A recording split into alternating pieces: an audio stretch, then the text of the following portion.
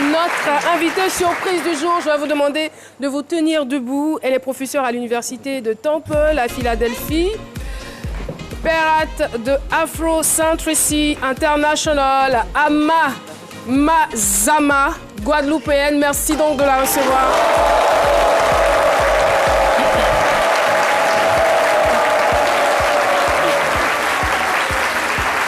Et voilà, avec elle, nous allons parler de la 8e convention annuelle d'Afrocentricity, voilà, International.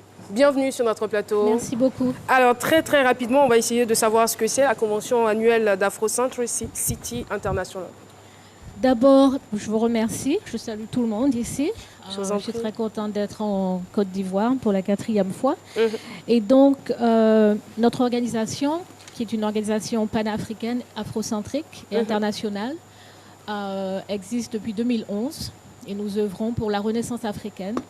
Nous œuvrons pour que les Africains soient à nouveau fiers et contents d'être africains. Nous œuvrons pour l'unité africaine. Nous œuvrons pour la prise de conscience. Parce que vous savez, nous avons un gros problème en Côte d'Ivoire et ailleurs dans le monde noir. Alors, vous êtes... Et donc, chaque année, nous organisons une convention annuelle. Là, vous êtes à la 8e convention, la 8e édition, donc je suppose qu'il y en a eu déjà 7. Voilà. Et en substance, quels sont les résultats obtenus de ces différentes conventions ? Eh bien, c'est justement, comme je vous expliquais, la création d'un réseau d'Africains conscients qui marche normalement. Qui marche très bien.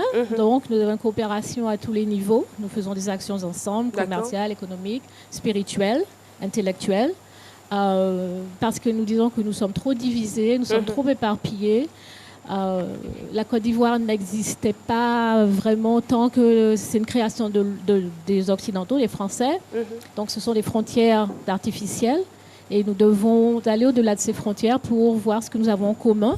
Non seulement sur le plan culturel, historique, mais aussi l'intérêt que nous avons à nous libérer ensemble. Et votre choix, cette fois-ci, s'est porté sur la Côte d'Ivoire. Que va-t-il se passer concrètement ici ?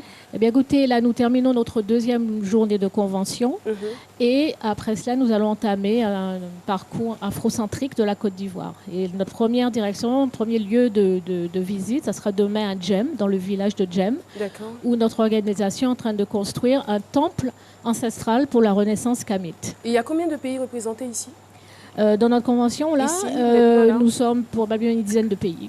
Une dizaine de pays venus D'abord des États-Unis. D'accord. Il y a 22 Africains-Américains qui sont avec nous. Mais nous avons aussi des représentants de Burkina Faso, du Bénin, du Cameroun, de France, etc. Ça marche. Merci de rester avec nous sur ce plateau.